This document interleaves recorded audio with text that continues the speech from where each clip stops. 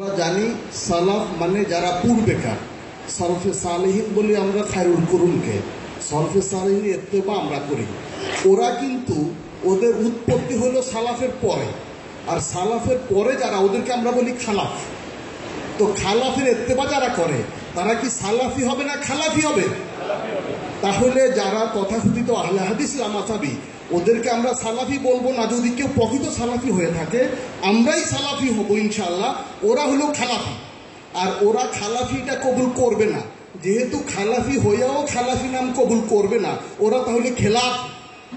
ওরা কি হবে? খেলাফি। মাযহাবের উপর আমরা আলোচনা শুনছিলাম, হয়তো মুস্তাহিদ হবে না হলে মুকাল্লিদ হবে। এর বাইরে একটা মাযহাব আছে, এই মাযহাবের নাম হলো নফসে আমারা মাযহাব। এটার নাম কি ভাই? নফসে আমারা মাযহাব। সুতরাং এদের বিষয়ে আমরা সতর্ক থাকব। আমরা জানি তারা নিজেরা মুস্তাহিদ না এবং তাকলিদও করে না, আসলে তারা মিথ্যাবাদী।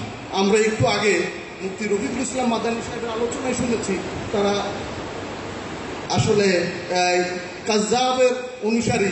সুতরাং তারা তো মিথ্যা বলবে। তারা কিন্তু কাউকে না কাউকে মানছে, আর মেনেও বলে যে আমরা মানি না। আমরা বলবো তারা তো হয়তো ইবনে তাইমিয়া রহমাতুল্লাহকে মানে বা নাসিরুদ্দিন আলবানী সাহেবকে মানে, যাকেই মানুষ একজনকে মানে। কাউকে তারা না জানলে তারা নামাজ কিভাবে পড়ে? হয়তো জামে মসজিদের খতিবকে দেখে পড়ে, অথবা মহল্লার ইমাম সাহেবকে দেখে পড়ে। কাউকে না কাউকে দেখে তারা পড়ে। তারা তো মুস্তাহিদ না, হাদিস কোরআন বুঝেই না। সুতরাং তারা মেনেও বলে আমরা মানি না, তাহলে তারাও কাজ্জাব। কারণ কাজ্জাবের অংশ তো কাজ্জাবই হবে, মিথ্যাবাদী তারা। সুতরাং এসব ধোঁকাবাজ মিথ্যাবাদীদের চক্রান্ত থেকে আমাদের সতর্ক থাকতে হবে। 20 রাকাত তারাবি সম্পর্কে আমি 1 মিনিটে একটা কথা বলি। সাহাবা ইকরাম 20 রাকাত তারাবির নামাজ পড়েছেন, তারা বলে 8 রাকাত। এবং আমি প্রশ্ন করব, সাহাবা ইকরামকে কি আমরা বেদাতি বলবো নাকি 8 রাকাতওয়ালাকে বেদাতি বলবো? আপনারা কি বলেন? 8 রাকাতওয়ালা হলো বেদাতি, কারণ সাহাবা ইকরামের আমলই তো হলো সুন্নাত। সুতরাং এসব ব্যাপারে আমাদের সতর্ক থাকতে হবে। এবং শেষ কথা, মাযহাব মানার প্রথম এবং প্রধান কারণ আমরা মুস্তাহিদ নই। আমরা কেন মাযহাব মানি? আমরা মুস্তাহিদ নই। দলিল বহু আছে হাদিসের কিতাবে। আমাদের মুফতি সাহেব কিতাব নিয়ে আসছেন, আসলে কিতাব বলে শেষ করা যাবে না।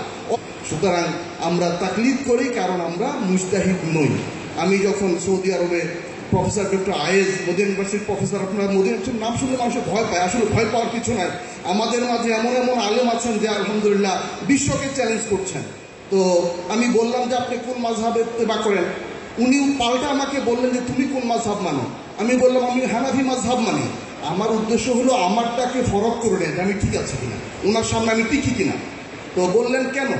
আমি বললাম আমি হাদিস কোরআন থেকে মাসালা ইস্তেমাদ করতে পারি না, ইস্তেহাদের আমার যোগ্যতা নেই, এই জন্য আমি ইত্তেবা করি হানাফি মাযহাবে। তিনি কোনো কথা বললেন না। আমি বলি আমার মাযহাব মানার প্রথম কথা এবং শেষ কথা এটাই, আমি মুস্তাহিদ না।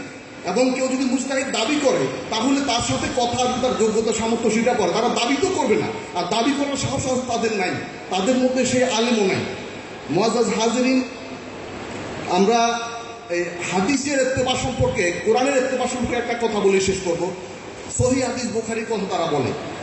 মুওয়াত্তা ইমাম মালিক রহমতুল্লাহ সম্পর্কে ইমাম শাফিঈ রহমাতুল্লাহ বলেছেন এটা হলো আসাহুল কুতুব বা'দা কিতাবিল্লাহ। মুওয়াত্তা মালিক আপনারা জানেন, এবং সিলসিলাতুল যাহাব বলা হয়। বুখারীর সিলসিলাতুল ফিত্তা 5 জন রাবী, আর মুওয়াত্তা মালিক হলো 3 জন রাবী। সুতরাং আমরা মুওয়াত্তা মালিকের গুরুত্ব বুখারীর চেয়ে বেশি, এই কথাগুলো আলোচনায় আসতে হবে। এবং কোরআনে কারীম তো সহিহ, এই কথা বলারই অপেক্ষা রাখে না। কোরআনে কারীমের মধ্যে নাসিখ মানসুখ আছে। তো মানসুখ আয়াতের উপর কি আমল করা যাবে?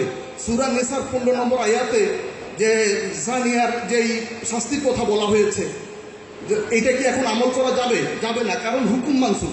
তাহলে আয়াতের মধ্যে যদি নাসিখ মানসুখ থাকে, মানসুখ আয়াত আমল করা যায় না, বা হুকুম আয়াত যেগুলো মানসুখ আছে। হাদিসের লক্ষ লক্ষ হাদিসের মধ্যে তো মানসুখ আছে। নাসিখ মানসুখ না জানলে সেটা তো তেলাওয়াত করে তর্জমা করে আমল করা যাবে না। অর্থাৎ হুকুম নির্ধারণ করা এটি মুস্তাহিদের কাজ। আল্লাহ পাক রব্বুল আলামিন আমাদের বুঝার আমল করার তৌফিক দিন, আমিন। ওয়া মা আলাইনা ইল্লাল বালাগুল মুবিন। আসসালামু আলাইকুম ওয়া রাহমাতুল্লাহি ওয়া বারাকাতুহু।